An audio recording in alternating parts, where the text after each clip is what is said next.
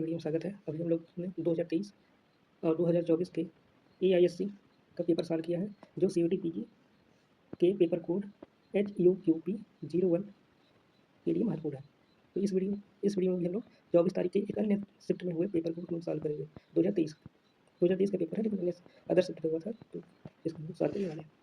2023 तक part A और part B में क्वेश्चन पूछे जाते थे, लेकिन अब 2023 के बाद से पार्ट ए बिल्कुल हट गया है और पार्ट बी से ही हमारे लिए इंपॉर्टेंट है। तो हम लोग केवल पार्ट बी को ही सॉल्व करेंगे। तो पहला क्वेश्चन है कि भारतीय इतिहास को के कालक्रम में बांटने वाला प्रथम विद्वान कौन था? जेम्स मिल था। 3 भागों में बांटा था कौन? तो हिंदू काल जो एंशिएंट के लिए, मुस्लिम काल मेडिवल के लिए, और ब्रिटिश काल मॉडर्न इंडिया के लिए। इसकी बुक का नाम था the history of British India. 1817 में इसने बुक पब्लिश की थी। चलते हैं अगले क्वेश्चन की तरफ। किस इतिहासकार ने ब्राह्मणों की सांस्कृतिक उच्चता पर बल दिया तथा प्राचीन भारतीय समाज में व्याप्त सौहार्द प्रकाश डाला है? तो ये के नीलकंठ शास्त्री, इनका साउथ इंडियन हिस्ट्री के लिए फेमस है, राष्ट्रवादी इतिहासकार है, और इन्होंने सांस्कृतिक समन्वय पर जोर दिया था। इन्होंने संघर्ष के बजाय समरसता पर अधिक बल दिया। के नीलकंठ शास्त्री। डी गोस्वामी ने भारतीय इतिहास को एक नई दिशा दिखाई। हाँ, पहले केवल युद्ध और राजा महाराजाओं का होता था, इन्होंने सामाजिक परिवर्तन को लाया और भीतर के भौतिकवादी व्याख्या की। ये भी सही है। डी गोस्वामी एक मार्क्सवादी इतिहासकार थे, जो कि वास्तव में इतिहास नहीं गणित से जुड़े हुए थे। बुक को मैच करना है तो सबसे आसान है, KP जायसवाल की हिंदू पार्टी सबसे फेमस है। RC मजूमदार की history and culture of Indian people 11 volume में है।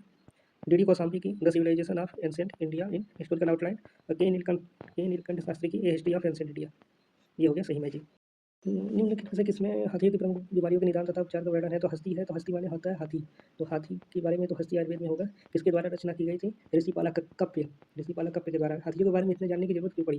क्योंकि प्राचीन भारत में युद्ध के लिए हाथी बहुत महत्वपूर्ण होते थे, तो उनकी देखभाल करना, हाथियों के लिए वन बनाना, गजवन, और उनके उपचार के बारे में ये सब लिखना, इसलिए ये महत्वपूर्ण थे। तब इन आयुर्वेद की पुस्तकों को क्रोनोलॉजी के आर्डर में लगाना है। तो सबसे पहले आएगा चरक संहिता, पहली दूसरी शताब्दी, चरक द्वारा रचित। सुश्रुत संहिता दूसरी तीसरी शताब्दी, सुश्रुत द्वारा। अष्टांग हृदय वाघभट्ट द्वारा, जो चरक और सुश्रुत का सार भी है और थोड़ा एक्स्ट्रा भी है, 7वीं शताब्दी, 7th सेंचुरी। फिर कश्यप सार संग्रह, ये 8वीं से 10वीं शताब्दी के बीच, एग्जैक्ट नहीं है, 8वीं से 10वीं शताब्दी के बीच माना जाता है। ये कौमार भृत्य द्वारा रचित है। लास्ट में आएगा सिंहधर संहिता, सारंगधर संहिता। तो सारंगधर संहिता 13वीं से 14वीं शताब्दी के बीच। बौद्ध धर्म की जो महाज्ञान का है, 3 त्रिकाय अवधारणा है। त्रिकाय में 3 तरह के शरीर का वर्णन किया गया है। बुद्ध के 3 तरह के, तो धर्म काय, संभोग काय, तीसरा निर्माण काय। तो जो निर्माण काय है, इसमें बुद्ध पृथ्वी पर समान मनुष्य के कल्याण के लिए शरीर धारण करते हैं। इसमें ज्ञान देने के लिए, बुद्धि सत्व को ज्ञान देने के लिए संभोग काय, और धर्म काय यानी कि यह बुद्ध का परम सत्य तथा निरपेक्ष रूप है, अमूर्त रूप है धर्म काय। तो हमसे पूछा गया है त्रिकाय अवधारणा के अनुसार निर्माण काय का अर्थ क्या है? पहला ऑप्शन है बुद्ध द्वारा बुद्धिसत्व के मनोरंजन के लिए प्रकट होने तो शिक्षा देने के उद्देश्य से, ये तो संभोग काय हो गया। बुद्ध द्वारा बुद्ध क्षेत्र का अधिकार, ये तो होगा नहीं। अंत्यत बुद्ध की स्थिति, अन्यतम बुद्ध की स्थिति, ये धर्म काय। और तीसरा ऑप्शन है कि बुद्ध द्वारा धरती पर लोगों के प्रति करुणा से प्रेरित होकर विभिन्न रूपों को धारण करना, ये है निर्माण काय। यही 3rd वाला करेक्ट है। वह कौन सा भारतीय मूल का भिक्षु नहीं था जिसने चीन की यात्रा की थी? तो कुमार जी थे, परमार्थ भी, बोधि धर्म, लेकिन कॉस्मॉस ग्रीक का था जिसने भारत की यात्रा की, श्रीलंका की यात्रा की, चीन की, लेकिन ये भारतीय मूल का नहीं था, ना ही भारतीय था। अगला क्वेश्चन में 2 कथन दिए गए हैं, उनमें से देखना है कि सही है या गलत है। तो अजातशत्रु की एक प्रमुख सफलता उनकी लिच्छवियों पर विजय थी। हाँ, लिच्छवी पर विजय प्राप्त किया था। यह जानकर कि उनको प्रत्यक्ष युद्ध में पराजित नहीं कर पाएगा, अपने मंत्री व सरकार को एक विशेष गुप्त अभियान पर भेजा ताकि धीरे धीरे उनमें फूट डाली जा सके। सीधे तो हरा नहीं सकता था, तो वह सरकार को भेजा वहाँ पे फूट डालने के लिए। और जब फूट पड़ गया एक बार, तो महाशिला कंटक तथा रथमूसल, इन दोनों उस समय के अनुसार आधुनिक हथियारों से लिच्छवी पर आक्रमण किया और विजय प्राप्त की। तो दोनों क्वेश्चन सही है। कालिदास की रचना है कुमार संभव, भास्कर दूत काव्य, भारवी किरातार जुनिया, वसुद्रक का मृच्छकटिका। किसने विक्रमी संवत प्रारंभ किया? उज्जैन का शासक जो सरकारी कहलाता था, उसने प्रारंभ किया 57 ईस्वी ईसा पूर्व में इसने विक्रम संवत की शुरुआत की, उज्जैन का शासक। भारतीय राष्ट्र राज्य का राष्ट्रीय चिन्ह इस पर आधारित है। तो सारनाथ स्तंभ पर आधारित है।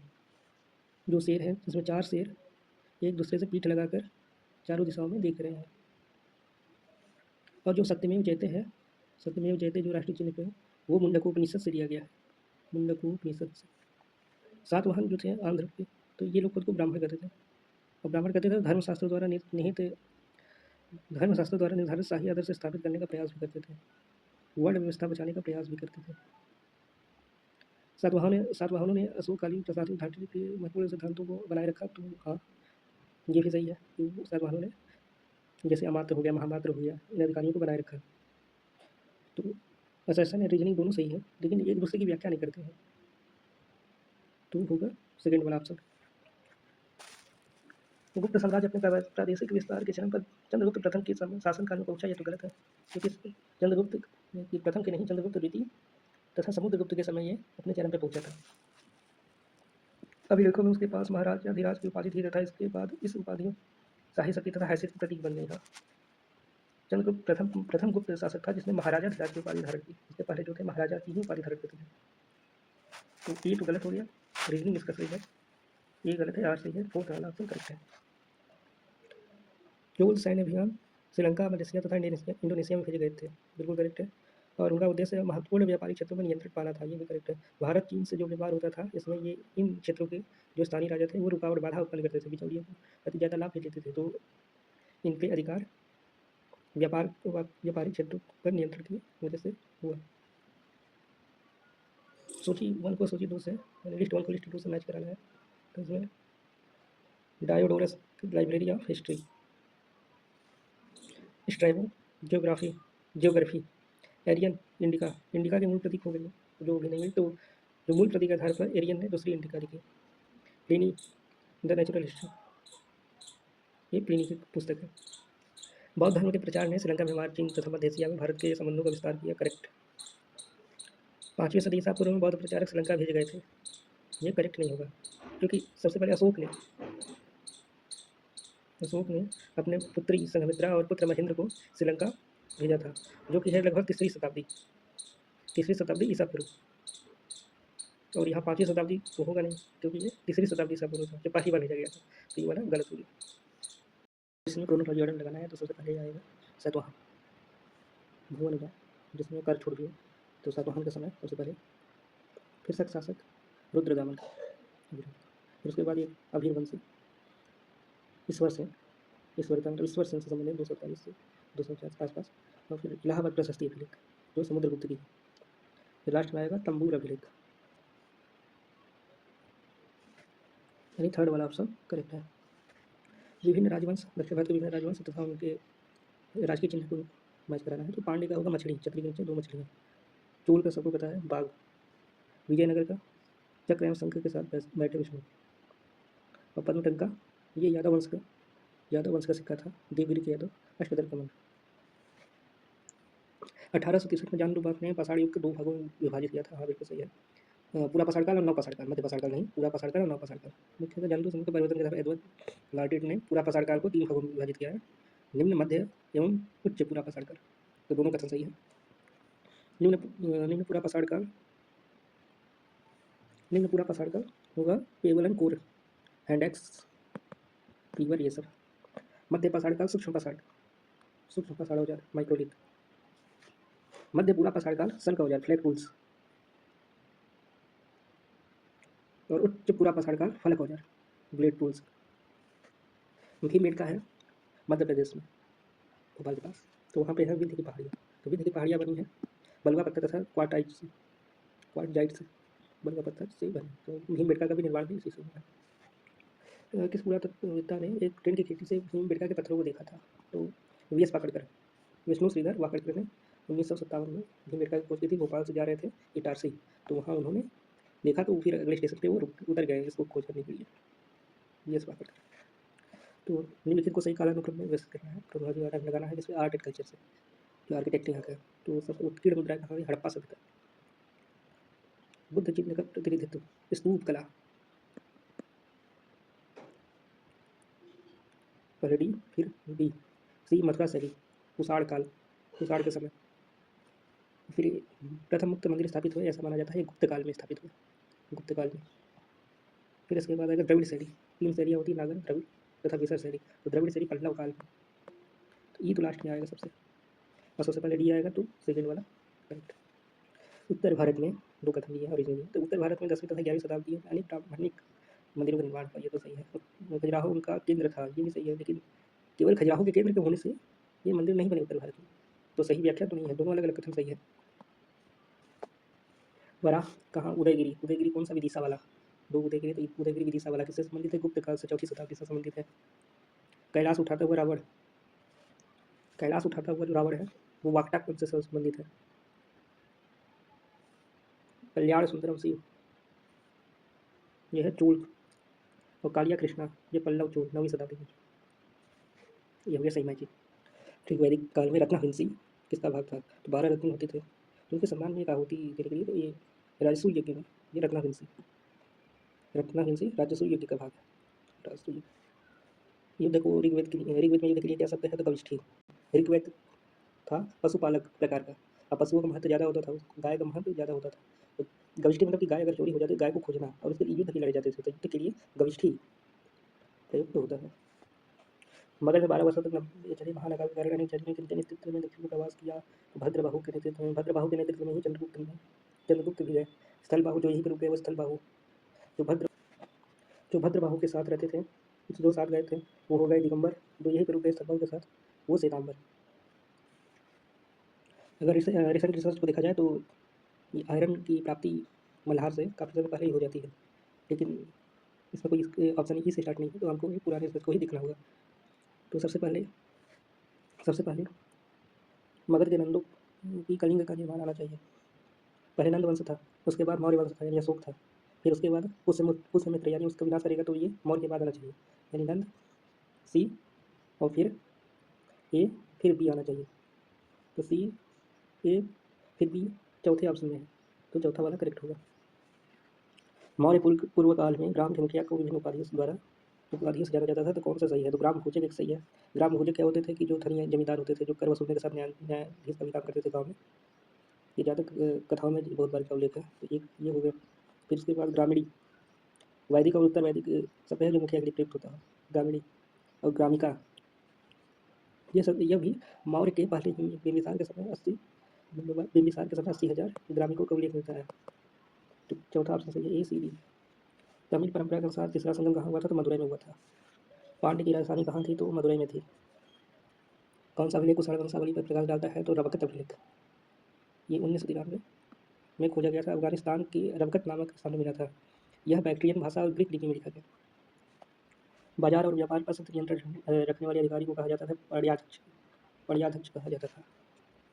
अशोक का एक द्विभाषी ग्रीक कार्माइक में अभिलेख कहाँ मिला है? तो कंधार में। इसे सहारिपुरा कहा जाता था, एकमात्र अभिलेख है सहारिपुरा अभिलेख। यह कंधार अभिलेख एकमात्र ऐसा अभिलेख है कि जो द्विभाषी ग्रीक कार्माइक लिपि में है। इनमें से कौन सी को त्रिनेत्र भगवान अपने से जान धारण करने वाले तथा अपने संग घुमा रखने वाले बताता है? तो अकना नूरू ये बताता है। इसके अलावा नक्की ने भी स्तुति की है शिव की। अकना नूरू से बताता है अर्धनारीश्वर और चंद्रधारी। अशोक पर तथा प्राचीन भारतीय राजनीतिक संस्थानों पर पुस्तकें प्रकाशित करने वाला पूरा लेखवेत्ता कौन था? तो डी आर भंडारकर, देवदत्त रामकृष्ण भंडारकर।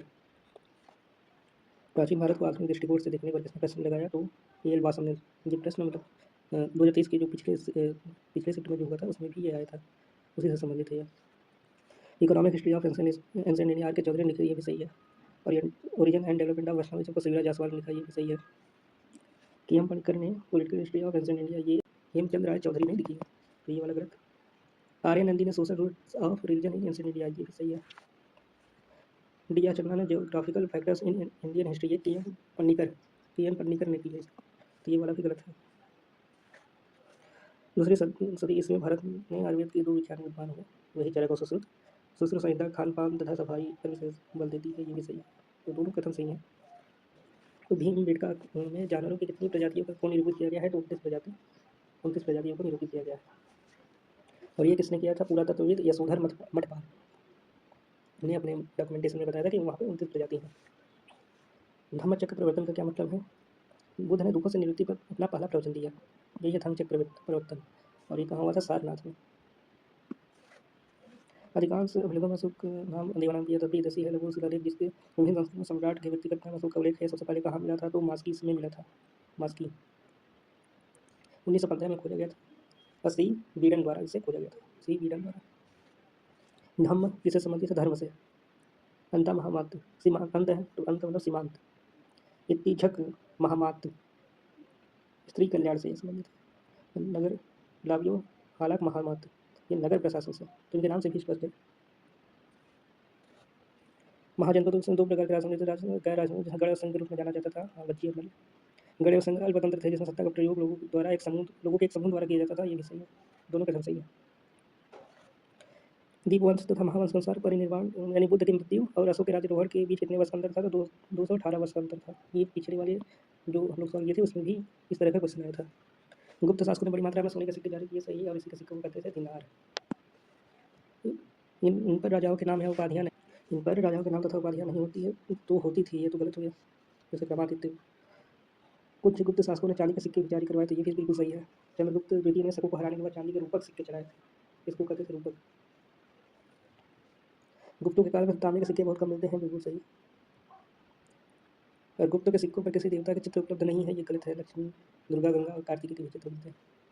तो सी, बी और ई गलत हो गया, बाकी सब सही है। पौराणिक नायक जिसे कृष्ण वसुदेव कहा जाता था कि कौन से कबीले से संबंधित है? तो विष्णु। विष्णु गणराज्य से कृष्ण का संबंध है। महापाल संस्कृति 1000 ईसा पूर्व।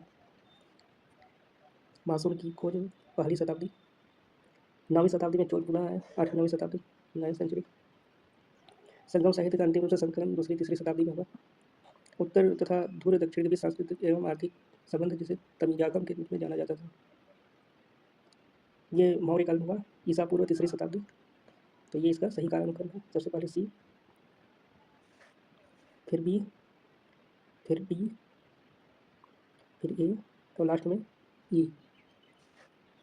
हर्ष ने मौखरी शासक के विरुद्ध नहीं, मौखरी शासक की सहायता के लिए एक सेना भेजी थी, तो ये तो गलत हो गया। हर्ष ने अपना शासन 606 में प्रारंभ किया और इसी से 606 को ही हर्ष संवत प्रारंभ हुआ। हर्ष संवत।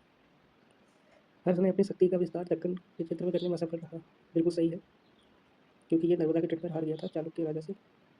पुलकेशिन द्वितीय ने पुलकेशिन द्वितीय ने हर्ष को हराया था, तो ये भी करेक्ट है।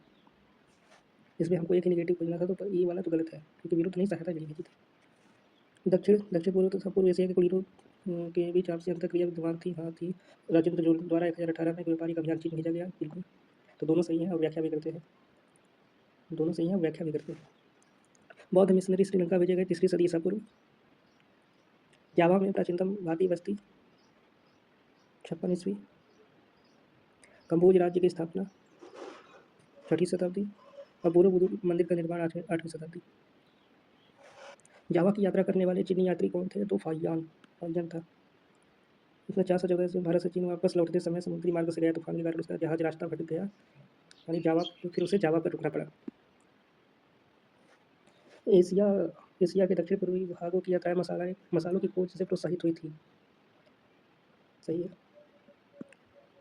दंत कथाओं के अनुसार दक्षिण पूर्व एशिया में राज्यों के विधेय के बारे में कहानियाँ भारतीय राजकुमारों तथा व्यापारियों से जुड़ी हुई है, सही है। दोनों सही है, लेकिन व्याख्या नहीं कर पा रहे। यहाँ मसाला, यहाँ कहानियाँ, तो दोनों अलग अलग सही है। दूसरा ऑप्शन इसका करेक्ट है। सही कालानुक्रम में लगाना है तो टप्पा लगे सिक्के सबसे पहले आए। टप्पा लगे सिक्के सी, फिर आए इसके बाद इंडो ग्रीक सिक्के ए, सी ए, फिर इसके बाद कुषाणों के सोने के सिक्के आए डी, फिर नहपान के सिक्के आए बी, और अंतिम में सोने के सिक्के, जिससे ये गुप्त काल के हो गए। संस्कृत में क्रम का रूप दिया है तो गुप्त काल के हो गए, तो उसके बाद गुप्त काल के सिक्के, ये सही क्रम है। मध्य असंकालीन उद्योग मध्य तथा प्रायद्वीपीय भारत में स्थित है। सबसे पहले HD संकालिया ने निवासन उद्योग की खोज की। दोनों सही है, दोनों सही है। और निवासा प्रवरा नदी के किनारे, प्रवरा नदी के तट पर HD संकालिया ने की थी। कब? 1956। गुड़ियाम गुफा तमिलनाडु के कोटियार में स्थित है। यह भारत के उन दुर्लभ स्थलों में से जहाँ मानव को निवास निरंतर क्रम मिलता है, लोअर टू अपर पैलियोलिथिक तक एकदम कंटिन्यूस मिलता है। तो न्यून पद उच्च कालीन औजारों का क्रम प्राप्त होता है। अतिरपक्कम की खोज 1863 में रॉबर्ट ब्रूस फूट ने की थी। 1860 नहीं, 1863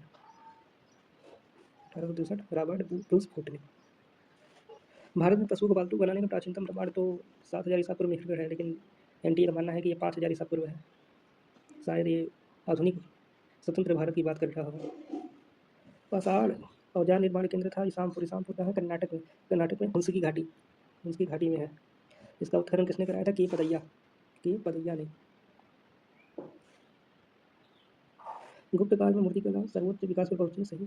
गुप्त काल सही अर्थों में भारतीय कला का शास्त्रीय युग था, क्लासिकल एज था। दोनों सही। क्रोनोलॉजिकल आर्डर में लगाना है तो मोहनजोदड़ो से जो मूर्ति मिलेगी वो सबसे पुरानी होगी, तो बी। फिर इसके बाद ये खाने को तस्त्री दी जाती है लड़की मथुरा से मिली, मथुरा में तो कुषाण वंश यानी ए। फिर उसके बाद गंगा को अपने केसों में ग्रहण करते हुए गंगाधर, ये इंग्लिश वाले में टाइप गलत है, तो गंधार नहीं गंगाधर। तो ये तिरुचिरापल्ली यानी पल्लव वंश का है, तो ये डी BAD सी। मगरमच्छ पर सवार गंगा यानी सी। तो लास्ट में ई आएगा, ये सीड वंश का, पाल या सीड वंश का जो कल्प वृक्ष, इच्छा पूरी करने वाला वृक्ष यानी कल्प वृक्ष, तो लास्ट में आएगा ई। तो BADCE इसका सही क्रोनोलॉजिकल आर्डर है। दंतीवर्मन का तिरुवेतल लड़ाई अभिलेख प्रारंभिक तमिल का एक सुंदर उदाहरण प्रस्तुत करता है। करेक्ट आंसर है। सबसे सुंदर चोल लिपि का समय 9वीं शताब्दी के अंत का है, गलत है, 11वीं शताब्दी। राजेंद्र चोल तिरुविलांगडू फलक 11वीं शताब्दी का प्रारूपिक चोल लिपि दिखाता है। सही, ये सही है। प्राचीनतम तमिल लिपि कैलास मंदिर से है। ईसापुर की गुफाओं से मिलती है, कैलाशनाथ मंदिर से नहीं। कैलाश मंदिर जो है 8वीं शताब्दी का। विजयनगर अभिलेख तमिल लिपि का अंतिम चरण दिखाता है। सही है, विजयनगर अभिलेख तमिल लिपि का अंतिम चरण दिखाता है। तमिल लिपि से संबंधित प्रश्न है, कठिन प्रश्न है। उपनिषद शब्द का शाब्दिक अर्थ है किसी के पास बैठना। उपनिषद का मतलब गुरु के समीप बैठकर ज्ञान अर्जित करना, तो किसी के समीप बैठना, ये उपनिषद शब्द का शाब्दिक अर्थ है। जैन मठों को कहा जाता है बसाड़ी या बसादी, जो बसाड़ी विहार बौद्ध धर्म से, और मठ हिंदू धर्म से, और मंडल भी हिंदू धर्म से। 4 स्टेटमेंट है, 3 तो सही है। अब इसमें एक नेगेटिव ढूंढना है, तो इसमें दिया पी वाला, कला की व्याख्या करने के लिए संस्कृत भाषा का प्रयोग हो ही नहीं सकता, तो ये तो बिल्कुल गलत है कि संस्कृत भाषा पहले बहुत ज़्यादा प्रयोग होती थी, तो इसका प्रयोग हो ही नहीं सकता, तो ये गलत है, नेगेटिव। और इसको हटाते ही आपको पूरे ACD हमको मिल जाता है, तो ACD सेकंड वाला ऑप्शन सही है, बाकी सब करेक्ट है। उन्नीस शतवां सिक्कों के नाम थे, पहले तो नहीं थे लेकिन बाद में बन गए, सही है। प्राचीनतम सिक्के ज़्यादातर चांदी के बनते थे, ये भी सही है, क्योंकि पहले रोम से जब व्यापार होता था तब सोना भारत में आने लगा, तो फिर सोने के सिक्के बनते थे, तो पहले तो चांदी के बनते थे, दोनों सही है। सिक्के आहत इसलिए कहा जाता है कि उनके विभिन्न चिन्ह अंकित होते थे, ये भी सही है। मौर्य काल में केवल ढाले गए सिक्के प्रयोग होते थे, ये गलत है, क्योंकि उस समय भी पंचमार्क कॉइन यूज होते थे। सिक्के के प्राचीन ढेर गुजरात और राजस्थान से मिले हैं, गलत, ये रॉन्ग है, क्योंकि यूपी और मगध क्षेत्र से मिले, यूपी और मगध क्षेत्र से मिले हैं। बयाना से, राजस्थान में बयाना से पुर्तगाली सिक्के ज़्यादा मिले हैं, लेकिन ओवरऑल सिक्के देखा जाए तो यूपी और मगध क्षेत्र के आसपास से। 7 फन वाले नाग की मूर्ति कहाँ पाई है? तो मथुरा में छिड़काव का नाग किसने? तो कुषाणों ने इसको बनवाया था। केर बंदरगाह कौन सा है? तो टोंडी, पीछे हम लोग पिछले सिक्के का जो पेपर डिस्कस किया था उसमें हम लोग देखा था कि टोंडी जो है केर बंदरगाह था। केरल के मुख्यतः मतलब मालाबार तट पे थे, तो 2 मुख्यतः बंदरगाह थे, एक मुजेरिस, एक टोंडी, केरल जिसे हम लोग कहते हैं मालाबार तट। सातवाहन साम्राज्य के कई बड़े प्रशासनिक खंडों में लगता था, जिन्हें कहा जाता था आहार जो होता है आजकल का जिला जिसे बोलते हैं, और ये मौर्य काल में भी था। मौर्य काल से इसको मतलब प्रशासनिक व्यवस्था दी गई है। पुराणों के अनुसार अंतिम शुंग शासक कौन था? तो देवहूति था। देवहूति एक व्यसनी कमजोर शासक था, तो देवहूति पुराणों के अनुसार अंतिम शुंग शासक था। कौन सा ग्रंथ चंद्रगुप्त मौर्य को मोर पालने वाला गांव के मुखिया की पुत्री का पुत्र बताता है? तो ये परिशिष्ट पर्वन, जिसकी रचना जैन आचार्य हेमचंद्र ने 12वीं शताब्दी में की थी, यही वो ग्रंथ है जो बताता है कि चंद्रगुप्त मौर्य मोर पालने वाले गांव के मुखिया की पुत्री का पुत्र है था। पशुओं तथा पौधों की सबसे निम्न श्रेणी क्या है? किसके आधार पर? जैन सिद्धांत के अनुसार क्या है? तो उसे बोलते हैं निगोडा। निगोडा ये बहुत ही लोअर जानवरों की श्रेणी है, और जानवर और प्लांट दोनों की श्रेणी है निगोडा। निम्नलिखित में से कौन सा शिव का एक पौराणिक रूप नहीं है? तो गंगाधर है, अर्धनारीश्वर है, शंकर है, लेकिन रुद्र नहीं है। रुद्र पुराणों के पहले से ही वैदिक काल के समय से ही एक उग्र देवता के रूप में स्थापित है, जिन्हें बाद में तो शिव और रुद्र को एक माना गया, लेकिन ये पौराणिक रूप नहीं है, ये पहले से ही स्थित रूप है, पहले से ही वैदिक काल का। वैदिक में गर्भाधान संस्कार को कहा जाता है। गर्भाधान खुद ही एक संस्कार है, इस तरह का प्रश्न पिछले सत्र में आया था। गर्भाधान खुद ही एक संस्कार है। पुंसवन है, जो जब बालक गर्भ में रहता है कुछ समय बीत जाते हैं, 2-3 महीने, तब ये पुंसवन संस्कार होता है, जो पुत्र है उसकी रक्षा के लिए। तो गर्भावस्था के संस्कार है ये, लेकिन गर्भाधान खुद ही एक अलग संस्कार है, तो पुंसवन इसका सही होगा। हालांकि इसको कैंसिल हो जाना चाहिए क्वेश्चन। तो इस तरह से हम लोगों ने 75 क्वेश्चन इसको सॉल्व कर लिया है। पीछे भी हम लोग 2 पेपर को सॉल्व कर हैं 2024 और 2023 का ही एक अन्य सब्जेक्ट का पेपर है। तो मिलते हैं अगले वीडियो में, तब तक के लिए